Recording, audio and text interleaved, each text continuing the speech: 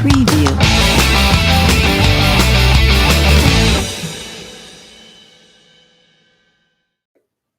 Kind of glad Winker couldn't make it because I got a really special guest, John Routh, original Billy the Marlin mascot, part of the 97 World Championship. Let's talk about that. But before we do that, on Thursday, I did a show. The studio was blacked out. I had a bunch of Santeria candles all lit up here, and we brought Jobu out. And now the bats that we had scored, I think, 4 runs in the previous 5 or 6 games. The bats were cold as ice. And the only thing I knew was to offer up a sacrifice to some baseball god from the movie Major League. And here's what happened. I did it. And the next 3 games, we scored 21 runs. We scored 21 in the first 2 games. So I think it worked. Sounds like it worked to me. Yeah. But when I'm looking up in his cup, it looked like somebody might have taken a nip out of there, and that's maybe why we didn't win that game 3 against the Cubs. Well, it wasn't me. I promise you that. All right. Yeah. So getting ready to start a 2-game stint here back at Lone Depot versus the Toronto Blue Jays tonight. Sandy, the ace, is going against Russ Stripling. They call him the chicken strip. I don't know why. Hopefully he's a chicken strip tonight and doesn't play that well.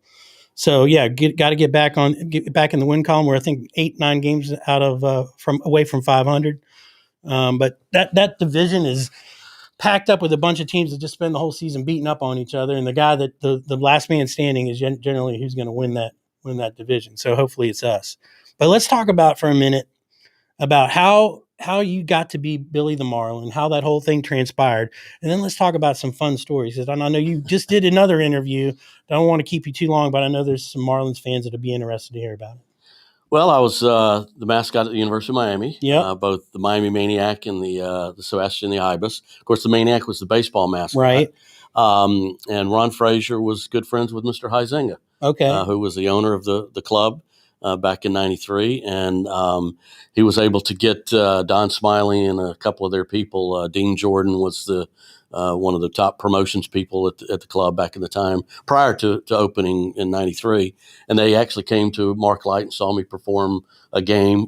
Did you know that they were coming? I had no clue. But you're just up to your normal shenanigans. Coach Frazier had arranged for them to come out, and I had applied for the job but had not heard anything. But they came out and saw me, and so I was able to, from what I understand, after that. I was told they decided I was. That was it. So I started negotiating, and so I think we announced it in January of '93, early January, that I would be leaving the University of Miami. So I worked with the people who created the costume. Okay. The original head that they made was made out of fiberglass. These were people who worked for Disney. It was not a Disney project, but these people had worked for Disney and had created some of their characters. And they made this head out of fiberglass. It weighed about 75 pounds. So you had to have like a neck thing harness on there? They had it on the table when I went up to Orlando the first time, and I said, "That's beautiful. So where's the costume?" And they went, "That's the costume." And I went, "So who are you going to get to be your mascot? Because I'm not wearing that." Right. So we redesigned it, and the first head that we wore that I wore for opening day of '93 actually became Billy's father's costume later, because it still was not perfect. We didn't get the perfect costume until the mid of '93 season, but so I was picked to be the character and helped get things organized. I was also one part of my duties, though. I was in charge of the 7th inning stretchers. Most people may not remember the 7th inning stretchers because they only lasted 2 games. Right. We came up with the idea of having a group that would lead the crowd, and we used Gloria Estefan's "Get on Your Feet" song, and they were supposed to come out and do a cheer. It was just kind of a something new, but instead of us doing it earlier in the game, we did it the top of the 7th, and opening day, a lot of people came out.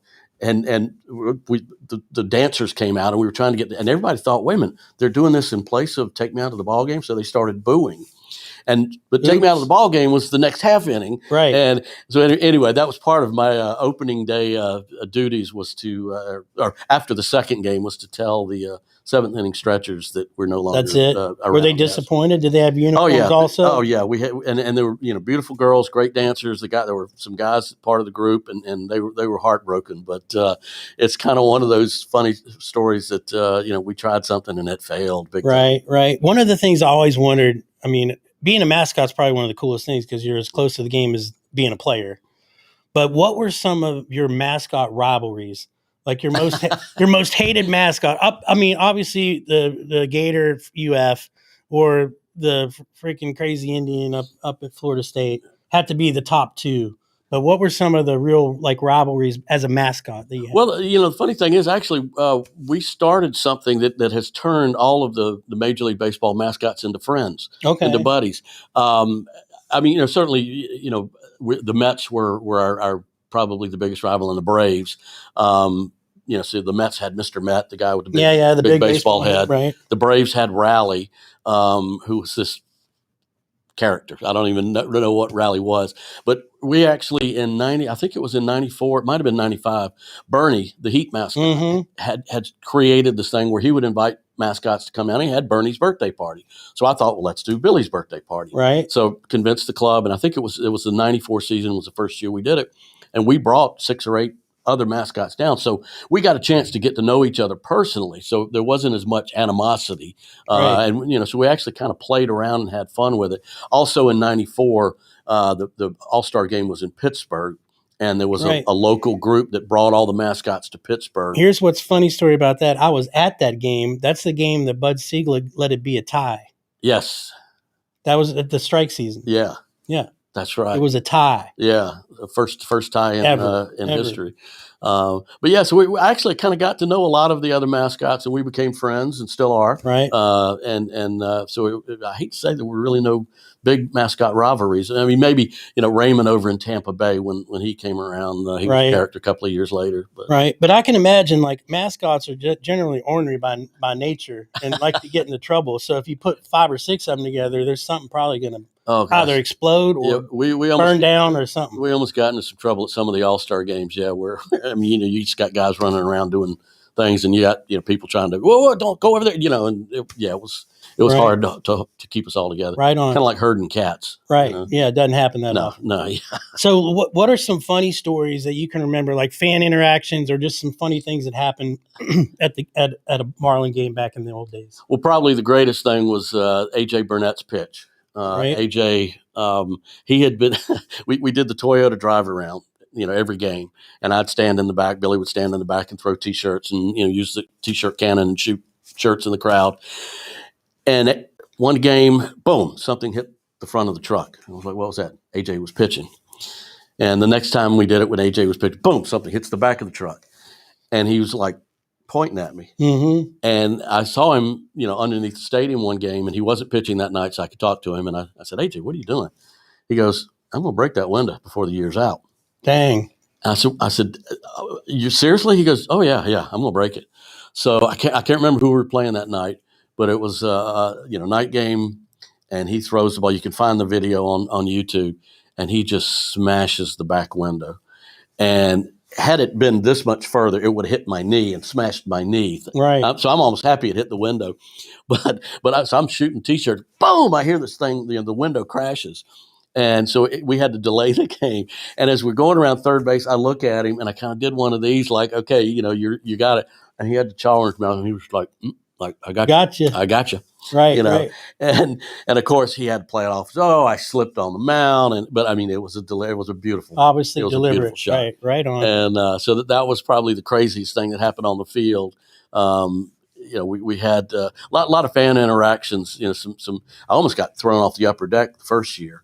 I'm standing taking a picture with a couple of kids, and this guy, the upper deck at Pro Player, the name of it at that time. You're right. I always forget the names, but the upper deck was real slanted right at the top, and this guy kind of just comes out of nowhere and grabs the character Billy, and starts to kind of push over. Right. And fortunately, my assistant, who's now a police officer, AKA bodyguard. Yes, right. Yeah, he was my protector.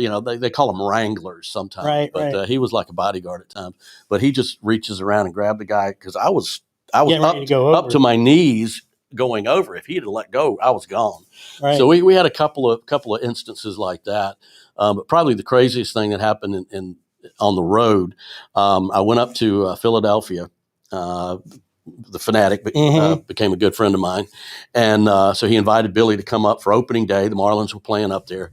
And so it was the first time anyone other than the Philly Fanatic had ridden his four-wheeler out on the field. So here comes Billy the Marlin pregame on the four-wheeler. The crowd's just booing and going crazy. And, of course, we'd arranged it where the Fanatic comes out like he's been tied up, and then, takes the four-wheeler. And I'm supposed to just jump into the stands and go, well, jumping in the stands in Philadelphia ain't going to work. No. I jump over the tarp, and the first person grabs Billy's beak and just starts yanking. And so the head's going this way. People are hitting me from behind. Of course, it's a hard head, so they're hurting their hand. But I had to just punch the guy to get him off of the thing. And I finally got back into the locker room, and the Fanatic came in, and he had no clue about it. He's like, "Wow, that was great." And I just went, I about got killed. For real. And Philadelphia fans are not. Especially get some alcohol in them that think. And this was a day game, and they were all drunk. So I'm abusing Philadelphia fans. Sorry. That's all right. I don't like them either. I don't know. All right. So here's something I know that you're really passionate about, and then I'll let you go. Is the University of Miami Athletic Hall of Fame? Talk for a minute about what that is, and I know it's a charitable organization. It's a 501c3 nonprofit company. What are some of the things you guys do? How people can find out about it? How they can go and see some of the cool memorabilia and all the historical stuff? It's almost like a museum. Yeah, it really is, and we're actually hoping to get a museum designation soon.